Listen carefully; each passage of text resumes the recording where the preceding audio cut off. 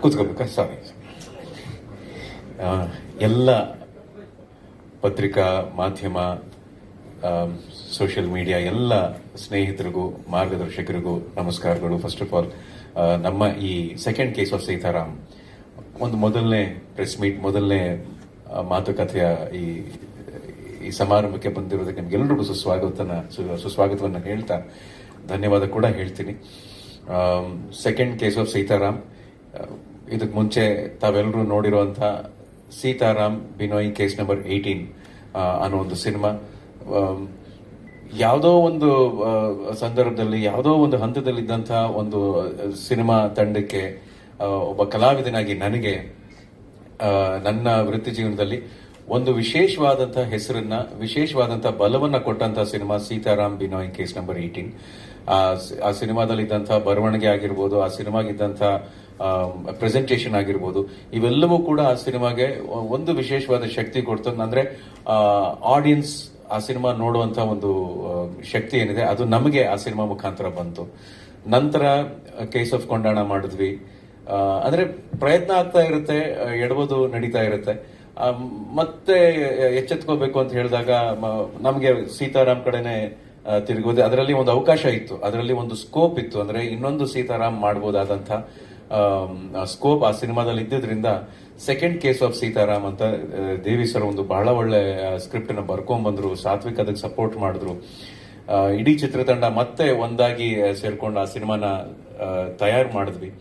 ಜೊತೆಗೆ ನವನೀತ್ ಶ್ಯಾಮ್ ಅವರ ಸಂಗೀತದ ಒಂದು ಬಹಳ ದೊಡ್ಡ ಸ್ಟ್ರೆಂತ್ ನಮ್ಮ ಸಿನಿಮಾಗೆ ಸಿಕ್ಕಿದೆ. ಬಹಳ ದೊಡ್ಡ ಜೀವಾಳ ಅಂತ ಹೇಳಿದ್ರೆ ತಪ್ಪಾಗೋದಿಲ್ಲ. ಸರಿ, ಸಿನಿಮಾ ಎಲ್ಲ ಮಾಡಾದ್ಮೇಲೆ ಇವಾಗ ಸಿನಿಮಾ ರಿಲೀಸ್ ಮಾಡ್ಬೇಕಲ್ಲ. ಇವತ್ತಿನ ಕಾಲಘಟ್ಟದಲ್ಲಿ ಸಿನಿಮಾ ಮಾಡೋದೆಷ್ಟು ಕಷ್ಟನೋ, ಸಿನಿಮಾಗೆ ಒಬ್ರು ನಿರ್ಮಾಪಕರು ಬರೋದೆಷ್ಟು ಕಷ್ಟನೋ, ಸಿನಿಮಾ ಮಾಡೋದೆಷ್ಟು ಕಷ್ಟ ಇದು, ಸಿನಿಮಾನ ರಿಲೀಸ್ ಮಾಡಿ ಅದನ್ನ ಕಾಪಾಡ್ಕೊಳ್ಳೋದು ಅಷ್ಟೇ ಕಷ್ಟ ಇದೆ. ಸೊ ಅದಕ್ಕೆ ನಮಗೆ ಒಂದು ರೀತಿ ಬೆನ್ನೆಲುಬಾಗಿ ನಿಂತಹ ಪವನ್ ಸರ್ ಅವ್ರಿಗೆ ನಾನು ಥ್ಯಾಂಕ್ಸ್ ಹೇಳಬೇಕು. ಸೀತಾರಾಮ್ ಬಿನೋಯ್ ಕೇಸ್ ನಂಬರ್ 18 ಸಿನಿಮಾನ ಅವ್ರು ನೋಡಿ ಬಹಳ ಇಷ್ಟಪಟ್ಟು ಅವಾಗ ಕಾಲ್ ಮಾಡಿ ನಮಗೆಲ್ರಿಗೂ ಕಂಗ್ರ್ಯಾಚುಲೇಟ್ ಮಾಡಿ ಇಂಥ ಸಿನಿಮಾಗೆ ಸಪೋರ್ಟ್ ಮಾಡಬೇಕು, ಮಾಡೋರು ಇರಬೇಕು ಅನ್ನೋ ಮಾತನ್ನು ಕೂಡ ಅವರೇ ಹೇಳಿದ್ರು. ಇವತ್ತು ನಮ್ಗೆ ಅವರೇ ಕಾಣಿಸುತ್ತೆ. ಸೊ ಹೋಗಿ ಕೇಳಿದ ತಕ್ಷಣ ಸಿನಿಮಾ ನೋಡಿ, ಇಲ್ಲ ನಾನು ಜೊತೆಲಿ ಇರ್ತೀನಿ ಅಂತ ಹೇಳಿ ಕೈ ಜೋಡಿಸಿದ್ದಾರೆ. Sir, thank you so much. We are very very thankful.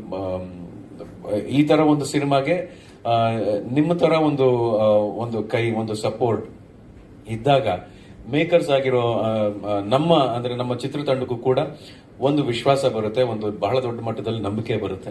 So ಆ ನಂಬಿಕೆ ಜೊತೆನೆ ಸಿನಿಮಾದ ಟೀಸರ್ ಲಾಂಚ್ ಮಾಡಿದ್ವಿ, ಇವತ್ತು ಟ್ರೈಲರ್ ಲಾಂಚ್ ಮಾಡಿದೀವಿ.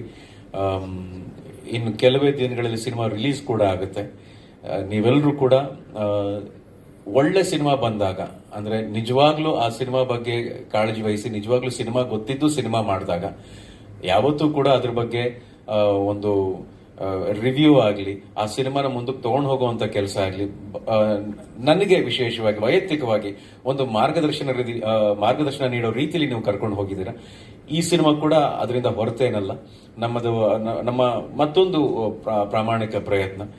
ನನಗೆ ಈ ಸಿನಿಮಾದಲ್ಲಿ ತುಂಬಾ ವೈಯಕ್ತಿಕವಾದಂತ ಒಂದು ಒಳ್ಳೆ ವಿಚಾರ, ಒಂದು ಅನುಭವ ಏನಪ್ಪಾ ಅಂದ್ರೆ ಉಷಾ ಅಕ್ಕ ಜೊತೆ ಆಕ್ಟ್ ಮಾಡಿರೋದು. ನಾನು ಫಸ್ಟ್ ಆಕ್ಟ್ ಮಾಡಿದ್ದೆ ಉಷಾ ಅಕ್ಕ ಜೊತೆ ಒಂದು ಅತ್ತಿಗೆ ಅನ್ನೋ ಸೀರಿಯಲ್ ಅಲ್ಲಿ 1998 ಏನೋ 1999.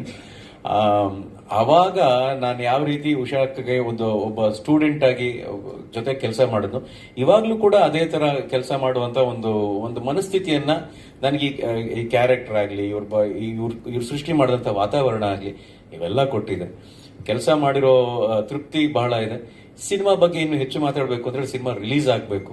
ಅವಾಗ ಇನ್ನು ಹೆಚ್ಚು ಮಾತಾಡುವಂತ ಅವಕಾಶ, ಹೆಚ್ಚು ತಿಳ್ಕೊಳ್ಳುವಂತ ಅವಕಾಶ ನಿಮಗೂ ಇರುತ್ತೆ, ನಮಗೂ ಇರುತ್ತೆ. ಇವತ್ತು ನಾನು ಬಿಡ್ತಿರೋದೊಂದೇ ನಿಮ್ಮೆಲ್ಲರ ಪ್ರೋತ್ಸಾಹ ಹಾಗೂ ಕೈಂಡ್ಲಿ ಸ್ಪ್ರೆಡ್ ದ ಪಾಸಿಟಿವಿಟಿ ಅಂತ ಹೇಳೋದಕ್ಕೆ ಇಷ್ಟಪಡ್ತೀನಿ. ಥ್ಯಾಂಕ್ ಯು, ಧನ್ಯವಾದಗಳು. ಸೊ ಪವನ್ ಸರ್, ಈ ಸೆಕೆಂಡ್ ಕೇಸ್ ಎಷ್ಟು ಚಾಲೆಂಜಿಂಗ್ ಆಗಿತ್ತು, ಯಾವ ಬೇರೆ ಒಂದು ಟ್ರ್ಯಾಕ್ ಅನ್ನು ಕ್ಯಾರಿ ಮಾಡಿದೆ ಸರ್? ಇದು ಇವಾಗ ಸೀತಾರಾಮ್ ಬಿನೋಯ್ ಕೇಸ್ ನಂಬರ್ 18 ಅಲ್ಲಿ ಬಿನೋಯ್ ಅನ್ನೋ ಪಾತ್ರ ಅದಕ್ಕೊಂದು ಅಂತ್ಯ ಆಗೋಗುತ್ತೆ. ಹಾಗಾಗಿ ಸೀತಾರಾಮ್ ಇದು ಒಬ್ಬ ಪೊಲೀಸ್ ಕೆಲಸ ಮಾಡೋರಿಗೆ ಕೇಸ್ ಆಗ್ಲಿ ಅಥವಾ ಕ್ರೈಮ್ ಅನ್ನೋದಾಗ್ಲಿ ಅವ್ರು ಬೆನ್ ಬಿಡೋದಿಲ್ಲ. ಆದ್ರೆ ಇನ್ನೊಂದು ಕೇಸ್ ಅವ್ರ ಬೆನ್ನು ಹಿಡಿಯುತ್ತೆ, ಯಾವ ರೀತಿ ಅವ್ರನ್ನ ಆವರಿಸ್ಕೊಡುತ್ತೆ, ಯಾವ ರೀತಿ ಅವ್ರನ್ನ ಹಾಂಟ್ ಮಾಡುತ್ತೆ. ಅದು ಒಂದೊಂದ್ಸಲ ಅವರ ವೈಯಕ್ತಿಕ ಜೀವನದಿಂದ ಬರ್ಬೋದು ಅಥವಾ ಬೇರೆ ಇನ್ಯಾವುದೋ ಎಕ್ಸ್ಟರ್ನಲ್ ಫ್ಯಾಕ್ಟರ್ ಇಂದ ಬರ್ಬೋದು. ಇದನ್ನ ಯಾವ ರೀತಿ ಇದನ್ನ ಮುಂದಕ್ಕೆ ತಗೊಂಡು ಹೋಗ್ಬೋದು ಅಂತ ಅನ್ಕೊಂಡಾಗ ದೇವಿಯವರು ತುಂಬಾ ಒಳ್ಳೆ ಒಂದು ಎಳೆಯನ್ನ ತಗೊಂಡ್ಬಂದು ಈ ಸಿನಿಮಾ ಮಾಡೋಣ, ಇದಕ್ಕೊಂದು ಒಳ್ಳೆ ಕಂಟಿನ್ಯೂಷನ್ ಸಿಗುತ್ತೆ ಅಂತ ಹೇಳಿದಾಗ ಬೇರೆ ಬೇರೆ ಪಾತ್ರಗಳ ಒಂದು ಇಂಟ್ರೊಡಕ್ಷನ್ ಈ ಸಿನಿಮಾದಲ್ಲಿ ಆಗುತ್ತೆ, ಈ ಕಥೆಗಾಗುತ್ತೆ. ಆಮೇಲೆ ಈ ಸಿನಿಮಾದ ಸ್ಪೀಡ್ ಕೂಡ ಅಷ್ಟೇ. ಸೀತಾರಾಮ್ ಬಿನೋಯ್ ಕೇಸ್ ನಂಬರ್ 18 ಮಾಡಿದಾಗ ಅದರದೇ ಆದಂತ ಒಂದು ಸ್ಪೀಡ್ ಇತ್ತು, ಅದರದೇ ಆದಂತ ಒಂದು ಸಣ್ಣ ಲಿಮಿಟೇಷನ್ ಇತ್ತು. ಇದು ಅಂದ್ರೆ ಆ ಲಿಮಿಟೇಷನ್ ಮೀರಿ ಹೊರಗಡೆ ಬಂದ್ಬಿಟ್ಟಿದೀವಿ, ರೆಕ್ಕೆ ಬಿಚ್ಕೊಂಡ್ ಬಂದ್ಬಿಟ್ಟಿದೀವಿ ಅನ್ನೋ ತರ ಅಲ್ಲದೇನೆ ಅದೇ ಒಂದು ಕನ್ಫೈನ್ಡ್ ಏರಿಯಾದಲ್ಲಿ, ಅದೇ ಒಂದು ಕನ್ಫೈನ್ಡ್ ಲಿಮಿಟೇಷನ್ಸ್ ಅಲ್ಲಿ ಇನ್ನೂ ಇಂಟೆನ್ಸ್ ಆಗಿ ಸ್ಕ್ರಿಪ್ಟ್ ಮಾಡಿ, ಇನ್ನೂ ಇಂಟೆನ್ಸ್ ಆಗಿರುವಂತಹ ಪಾತ್ರಗಳನ್ನ, ನನ್ನ ಪಾತ್ರದ ಒಂದು ಬೆಳವಣಿಗೆ ಇರುತ್ತೆ. ಆ ಬೆಳವಣಿಗೆನ ನಾನು ಹಿಡಿಯೋದಕ್ಕೆ ಒಂದು 2-3 ದಿನ ಆಯ್ತು ನನಗೆ, ಒಂದು ಸ್ವಲ್ಪ ಚಾಲೆಂಜಿಂಗ್ ಆಯ್ತು ನನಗೆ. ಆ ಚಾಲೆಂಜ್ ನ ಬಹಳ ಸುಲಭವಾಗಿ ಅನ್ನೋದಕ್ಕಿಂತ ಬಹಳ ಪ್ಲಾನ್ಡ್ ಆಗಿ ನಿರ್ದೇಶಕರು ಬರವಣಿಗೆ ಮುಖಾಂತರ ನನಗೆ ಅದನ್ನ ನಿಭಾಯಿಸುವಂತ ಅವಕಾಶ ಕೊಟ್ಟಿದ್ದಾರೆ. ಗೋಪಾಲ್ ಕೃಷ್ಣ ಸರ್ ಅವರಿದ್ದಾರೆ, ಅಂದ್ರೆ ಅವ್ರ ಜೊತೆ ಆಕ್ಟ್ ಮಾಡೋದೇ ಇಟ್ಸ್ ಲೈಕ್ ಎ ಟ್ರೀಟ್. ಅವ್ರ ಜೊತೆ ಆಕ್ಟ್ ಮಾಡೋದು, ಉಷಾಕ ಜೊತೆ ಆಕ್ಟ್ ಮಾಡೋದು ಅಂದ್ರೆ ನಾವು ಅಲರ್ಟ್ ಆಗಿರ್ತೀವಿ ಆಕ್ಟ್ ಮಾಡ್ಬೇಕಾದ್ರೆ. ಅಂದ್ರೆ ಅವ್ರ ಪಾತ್ರನ ಎಷ್ಟರ ಮಟ್ಟಿಗೆ ಅವ್ರು ಹೋಮ್ ವರ್ಕ್ ಮಾಡ್ಕೊಂಡು ಇವಾಗ ನಾನು ಹೇಳಿ ಹೊಡಿತೀನಿ ಅನ್ನೋ ತರ ಒಂದು ಸೀನಲ್ಲಿ ಆಕ್ಟ್ ಮಾಡ್ತಾರಲ್ಲ, ಅವ್ರ ಜೊತೆ ಆಕ್ಟ್ ಮಾಡ್ಬೇಕಾದ್ರೆ ನಾವು ಅಲರ್ಟ್ ಆಗಿರ್ಬೇಕು. ಇನ್ಯಾವ ರೀತಿ ಕಾಂಟ್ರಿಬ್ಯೂಟ್ ಮಾಡ್ಬೋದು, ಇನ್ಯಾವ ರೀತಿ ಒಂದು ಸಣ್ಣ ವಿಚಾರದಲ್ಲಿ ಆ ಕ್ಯಾರೆಕ್ಟರ್ ಸ್ಕೋರ್ ಮಾಡ್ಬೋದು ಅನ್ನೋ ವಿಚಾರಗಳು. ಎಸ್ಪೆಷಲಿ ಸೀತಾರಾಮ್ ಸಿನಿಮಾದಲ್ಲಿ ನನ್ನ ಕ್ಯಾರೆಕ್ಟರ್ ಒಂದು ಸೈಲೆನ್ಸ್ ಇದೆ. ಆ ಸೈಲೆನ್ಸ್ ಮೇಲೆ ವರ್ಕ್ ಮಾಡೋದು ಒಂದು ದೊಡ್ಡ ಚಾಲೆಂಜ್ ಆಯ್ತು ನನಗೆ. ಇಟ್ ಇಸ್ ನಾನು ಒಂದೇ ಒಂದು ಮಾತಲ್ಲಿ ಹೇಳಬೇಕು ಅಂದ್ರೆ it is a very very satisfying experience ನನಗೆ. ಸಾಮಾನ್ಯವಾಗಿ ಹೊರಗಿನ ಪ್ರೆಷರ್ ಜಾಸ್ತಿ ಇರುತ್ತೆ, ಅಂದ್ರೆ ಪೊಲಿಟಿಕಲ್ ಮತ್ತೊಂದು. ನಿಮಗೆ ಕೇಸ್ ಪ್ರೆಷರ್ ಜಾಸ್ತಿ ಇತ್ತಾ ಅಥವಾ ಹೊರಗಿನ ಪ್ರೆಷರ್ ಜಾಸ್ತಿ ಇತ್ತಾ ಸಿನಿಮಾದಲ್ಲಿ? ಚೆನ್ನಾಗಿದೆ, ಯಾಕಂದ್ರೆ ಯೋಚನೆ ಮಾಡೋ ತರ ಮಾಡ್ತಿದ್ದು.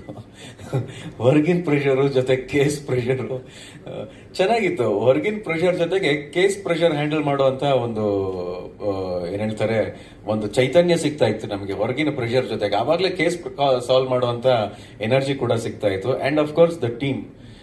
ನಾನು ನಿಜವಾಗ್ಲೂ ಇದರಲ್ಲಿ ಬಹಳ ವಿಶೇಷವಾಗಿ ನಾನು ಮೆನ್ಷನ್ ಮಾಡ್ಲೇಬೇಕಾಗಿರುವಂತ ಹೆಸರು ನಮ್ಮ ಸಿನಿಮಾಟೋಗ್ರಫರ್ ಹೇಮಂತ್ ಅವ್ರ ಕೆಲಸ. ಅವರೊಂಥರ ನಮಗೆ ಸಿನಿಮಾಗೆ ಚಿತ್ರಕಥೆಗೆ ಎಷ್ಟು ಇಂಪಾರ್ಟೆಂಟ್, ಸಿನಿಮಾಗೆ ಒಂದು ಪ್ರೊಡ್ಯೂಸರ್ ಏನೇ ಒದಗಿಸೋದು ಎಷ್ಟು ಮುಖ್ಯ ಆಗುತ್ತೋ ಅದನ್ನ ಬಹಳ ಚೆನ್ನಾಗಿ ಆ ಜವಾಬ್ದಾರಿನ ನಿಭಾಯಿಸುವಂತ ಕೆಲಸ ನಮ್ಮ ಹೇಮಂತ್ ಅವರು ಮಾಡಿದ್ದಾರೆ. So I am really really thankful to Hemanth sir. ಅವ್ರ ಕಾರಣದಿಂದ ಬರೋಕ್ ಆಗ್ಲಿಲ್ಲ ಇವತ್ತು, ಆದ್ರೆ ಖಂಡಿತ ಸಿನಿಮಾ ರಿಲೀಸ್ ಆದ್ಮೇಲೆ ಅದ್ರ ಬಗ್ಗೆನೇ ಮಾತಾಡುವಂತಹ ಹಲವಾರು ಅಂಶಗಳಿರ್ತವೆ, ಅವಾಗ ಅವ್ರ ಜೊತೆಗೆ ಇರ್ತಾರೆ ಅನ್ನೋ ಒಂದು ಇದಿಟ್ಕೊಂಡು ನಾನು ಥ್ಯಾಂಕ್ಸ್ ಹೇಳ್ತೇನೆ.